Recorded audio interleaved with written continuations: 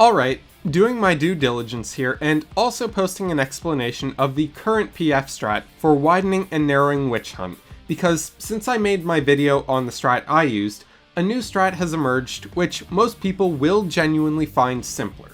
The reason for that? This strat gets to completely ignore the telegraphs for the baits, because the baits will automatically resolve correctly regardless of if you get the pink or purple icon first. Meaning the only thing that players need to make note of is if the cast says widening or narrowing. From seeing that, you know which order of your rolls for positions you need to do, and you go to those spots in that order. The way I'm going to explain this will also be assuming your group is using the Brain Dead or Uptime strat for Sunrise Sabbath later in the fight, and as such will be operating without markers for tanks and melee DPS.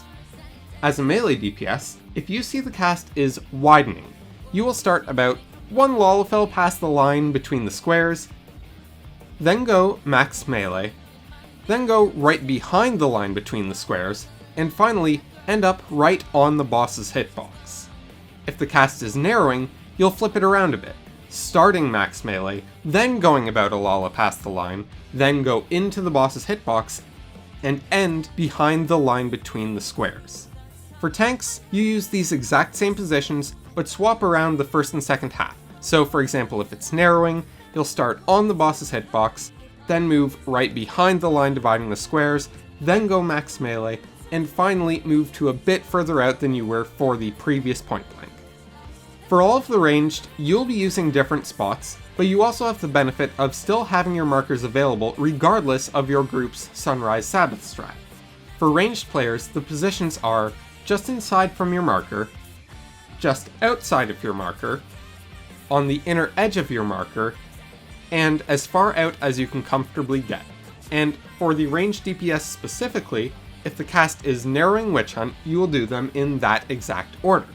Now, from here, you should be able to figure everything else out, since widening applies the same switch-arounds for ranged as it did for melee compared to narrowing, and healers make the same changes from there that the tanks did when compared to the melee DPS.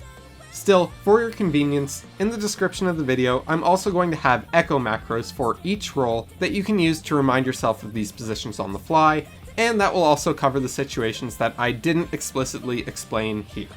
Now, what are my thoughts on this strat? Well, I think it's good. It's probably the best thing for Party Finder to be doing, because it is both the best in terms of uptime, and also the method with the least variation.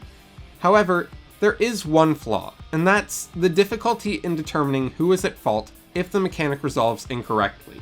Because this strat is designed to take the baits out of the equation in terms of player thinking, if someone does it wrong, it's not going to be as apparent who is at fault compared to a strat where you know who is baiting and when. And because that's a concern, I'm going to be leaving my other video up, as it is still a more simple strat than what was featured in other video guides, and provides that clarity for correction if your group so desires it.